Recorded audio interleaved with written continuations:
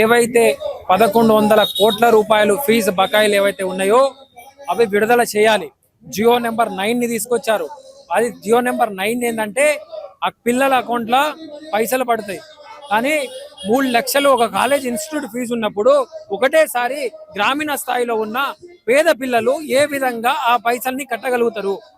వాళ్ళని నిర్వీర్యం విద్యా వ్యవస్థని నిర్వీర్యం చేసే కార్యక్రమంలో ఈ సీఎం రేవంత్ రెడ్డి గారు పూనుకున్నారు.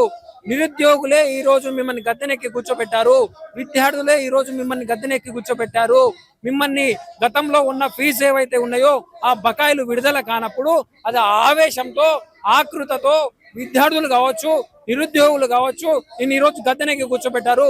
11,000 కోట్ల రూపాయలు ఈ రోజు నువ్వు విద్యార్థుల కోసం, విద్యార్థుల భవిష్యత్తు కోసం నువ్వు విడుదల చేయలేకపోతున్నావు. నీకు అందాల పోటీలకు వస్తాయి, నీకు మెస్సీలకు వస్తాయి, మెస్సీని తీసుకొచ్చి ప్రచారానికి వస్తాయి, ఫుట్బాల్ ఆడనీకి వస్తాయి, నువ్వు స్టాచ్యూలు మార్చనీకి వస్తాయి, నీ టీజీ ప్లేట్లు చేంజ్ చేయనీకి వస్తాయి, నీకు సెక్రటరీ బిల్డింగ్లు వాస్తు మార్చనీకి వస్తుంది, తెలుగు తల్లి బొమ్మను మార్చనీకి డబ్బులు వస్తుంది, నీకు రాజీవ్ గాంధీ విగ్రహం పెట్టడానికి డబ్బులు వస్తుంది, మూసి ప్రక్షాళనకు డబ్బులు వస్తుంది. కానీ రేపటి భావి భారత పౌరులైన విద్యార్థుల కోసం ఈ రోజు ఫీజు రియంబర్స్మెంట్ విడుదల చేయనిక నీకు చేత కాదు. నువ్వు ఢిల్లీలకు పోయి మూటలు మూసుకోపోయి 50 సార్లు ఢిల్లీకి పోయి రాహుల్ గాంధీ సంకన దూరుతావు. అక్కడ ఉన్న నిధులు మొత్తం తీసుకుపోయి, ఇక్కడ ఉన్న మా సంపద మొత్తం తీసుకుపోయి రాహుల్ గాంధీ చేతిలో పెడతావు. నెక్స్ట్ ఎలక్షన్ కోసం నువ్వు ఉపయోగించుకుంటున్నావు తప్ప విద్యార్థులకు కావచ్చు, నిరుద్యోగులకు కావచ్చు ఇలాంటి ఉపయోగం లేదు ఈ ప్రభుత్వంలో. 11,000 కోట్ల స్కాలర్షిప్ ఈ రోజు విడుదల కానప్పుడు నువ్వు ఏ విధంగా అధికారము చలాయిస్తావు? సిగ్గుండదా నీకన్నా?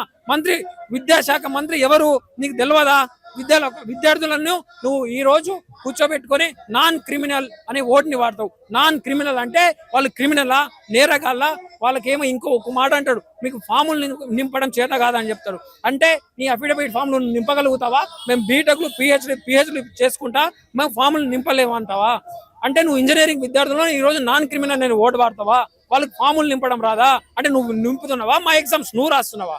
అంటే నువ్వు నిరుద్యోగుల విద్యార్థులను ఇంత అవహేళన చేస్తూ మాట్లాడుతూ నువ్వు విద్యాశాఖ మంత్రిగా ఏం కొనసాగిస్తావు? నువ్వు విద్యాశాఖ సమస్యలు నీకేం తెలుసు? 11,000 కోట్ల స్కాలర్షిప్లు బకాయిలు ఎందుకు విడుదల చేయవు నువ్వు? అంటే మా హక్కు కాదా? మేము ఉద్యమం చేసి తెలంగాణను సాధించుకున్నాం.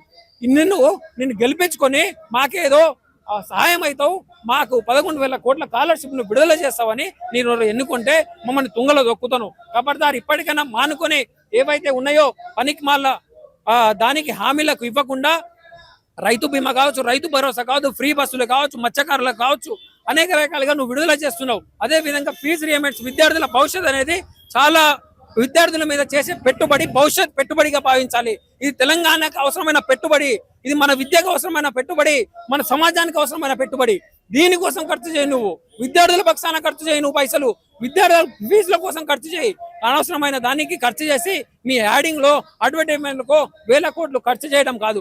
విద్యార్థుల పక్షాన కోట్లు ఖర్చు చేసి బకాయిలు అయితే ఉన్నాయో వాటిని విడుదల చేయాలి. విడుదల చేయని పక్షాన మేము సెక్రటరీ ముట్టడి కూడా ప్లాన్ చేస్తామని కూడా ఈ సందర్భంగా తెలియజేసుకుంటాం. ప్రభుత్వం దగ్గర ఆల్రెడీ చెప్పారు కదా, నిధులు లేవని చెప్పారు కదా, ఇప్పుడు ఇంత సడన్ గా ఎలా చేస్తాం? నిధులు ఎందుకు లేవండి? నిధులు ఎక్కడ లేవు. నువ్వు మూసి ప్రక్షాళనకు నిధులు వస్తాయి. నీకు పైసలు లేనప్పుడు మా కాంగ్రెస్ కార్యకర్తలు 1,000 కోట్లు చేసి రాహుల్ గాంధీకి ఇస్తామని చెప్పినప్పుడు నిధులు వస్తాయి. విద్యార్థుల అంశానికి వచ్చినప్పుడు నీకు నిధులు ఎందుకు ఉండవు? మీకు ఛాయ్ బీసీలు నీ కాన్వాయ్ ఖర్చులకే 40 సార్లు పోయినావు కదా, ఎన్ని కోట్లు ఖర్చు అయినాయి? రేపు నేను ఆర్టీఐ చేస్తా, అదే ఫామ్లు పిలుచుకోండి, మళ్ళీ ఇదే లెజెండ్ మీడియాకి చూపిస్తా ఎన్ని కోట్లు ఖర్చు అయినాయి. నువ్వు అనవసరమైన వృధా ఖర్చులు చేస్తున్నావు. అన్నాల పోటీ ఎవరికైనా అవసరమా అండి? 1,000 కోట్లు అవసరమా? 25 కోట్ల రూపాయలు ఖర్చు చేసినావు, 25 నుంచి 30 కోట్ల రూపాయలు ఖర్చు చేసినావు. దేనికి అవసరం? అది దేనికి?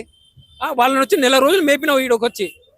దానివల్ల విద్యార్థులకు ఆ స్కాలర్షిప్ రిలీజ్ చేయడం వల్ల వాళ్ళకి బెనిఫిట్ జరుగుతుంది కదా. వాళ్ళు మన పిల్లలు కదా. ఈ రోజు విద్యా వ్యవస్థ పటిష్టం అయితే రేపు మన భవిష్యత్తు కదా మారేది. మన పిల్లలు కదా నాణ్యమైన విద్యను తీసుకునేది. మనకు కదా ఆ నాణ్యమైన విద్యను చదువుకొని మనే కదా ఐటీ సెక్టార్లో కావచ్చు, ఏ సెక్టార్లో అయినా నీకు ఉపయోగపడతారు కదా. నీ ప్రభుత్వానికి సేవలు చేస్తారు కదా, నీ వ్యవస్థకు సేవలు చేస్తారు కదా. ఎందుకు ఇంత నిర్వీర్యం చేస్తున్నారు అనేది నాకు ఇప్పటికీ అర్థం కావడం లేదు. అంటే ఇప్పటికీ కూడా చూస్తుంటేనైతే ప్రభుత్వ పాఠశాలలో చాలా ఇబ్బందులు ఎదుర్కొంటున్నారు పిల్లలు. మరి అలాంటి వాళ్ళకి మరి ఇప్పుడు మీ జనసేన పార్టీ తరఫున ఏం చేయబోతున్నారు? ప్రభుత్వ పాఠశాలలో కాదు, ఏ వ్యవస్థ, విద్యా వ్యవస్థలో కావచ్చు, ఆల్ ఓవర్ తెలంగాణలో ఏ విషయంలో ఉన్నా నష్టపోతున్న విద్యార్థులకు జనసేన పార్టీ అండగా ఉంటుంది. జనసేన పార్టీ ఈ రోజు నుంచి కార్యాచరణ మొదలు పెడుతున్నాం. ఈ రోజు ఇది యాక్టివ్ అవుతుంది. రానున్న రోజుల్లో తెలంగాణ మొత్తంలో ఎక్కడ సమస్య ఉన్నా జనసేన ఆ సమస్య కోసం పోరాడుతుంది అని కూడా ఈ సందర్భంగా తెలియజేస్తున్నాం.